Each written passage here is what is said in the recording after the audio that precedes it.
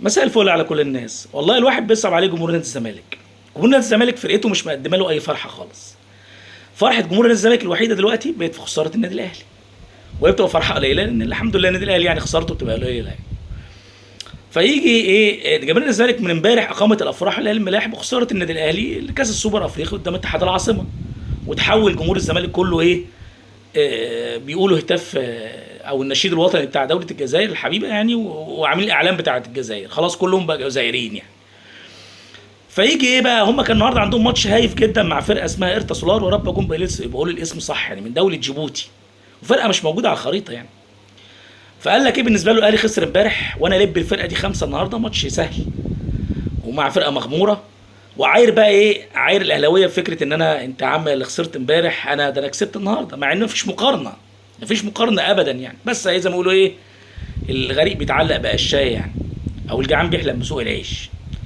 يقوم يا مؤمن الفرقه دي، فرقه ايرتا سولار دي بتاعت جيبوتي اللي هي مش موجوده على الخريطه، هي فرقه عامله زي نادي الزمالك كده، اللي هو افريقيا تعرف امجادها. كل امجاد الفرقه دي في افريقيا انها لعبت في الكونفدراليه قدام المقاولين العرب سنه 2020، وتلبت 9-1 هنا في القاهره، وفي لقاء العوده خسروا 1-0 برضه يعني، خسروا ذهاب وعوده.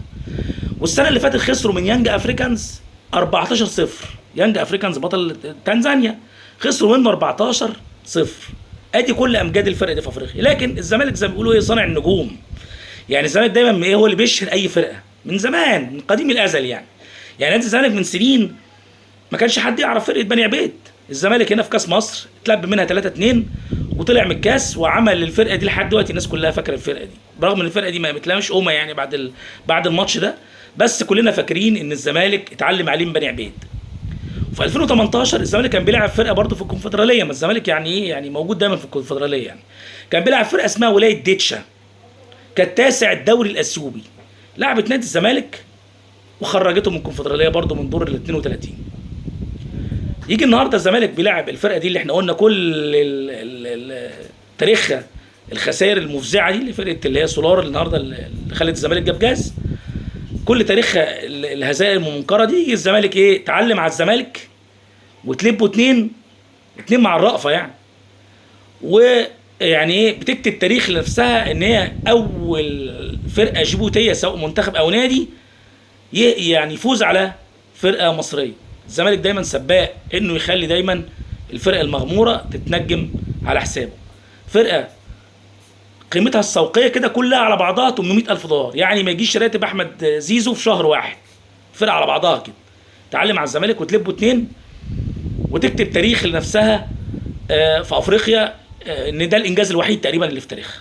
هو كده كده الزمالك المفروض هيعدي يعني، الفرقه تعبانه كده كده يعني، ومش معنى ان هم كسبوا 2-0 في ارضهم ان هم خلاص صعدوا، لا، فرقه سهله بمجهود بسيط جدا انت ممكن تكسبها. لكن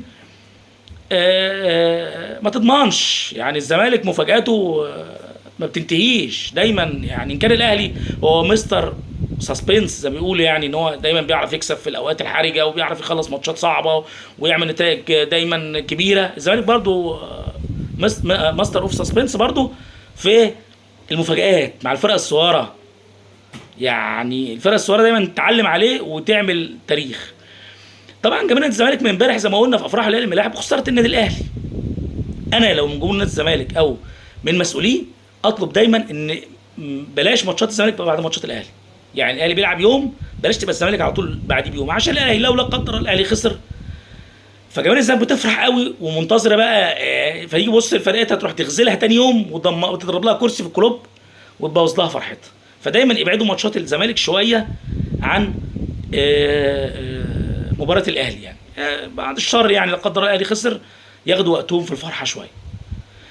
يعني انت متخيل ان النادي الاهلي امبارح اول مره يخسر بطوله، اول بطوله يخسرها السنه دي من 6 بطولات يعني، كسب 5 وخسر 1 وخسر بطوله يعني، وجماهيره حزينه وجماهير الزمالك فرحانه جدا، وبتقارن حال فرقه النادي الاهلي بحال فرقه الزمالك. نادي الزمالك اللي خسران 7 بطولات 8 شهور، وخدع على عينيه من طوب الارض، خسر من فرق كبيره وفرق صغيره، والفرق بينه وبين النادي الاهلي في الدوري مثلا داخل على 30 بونت، وكان حصلت مجموعته في بطوله افريقيا.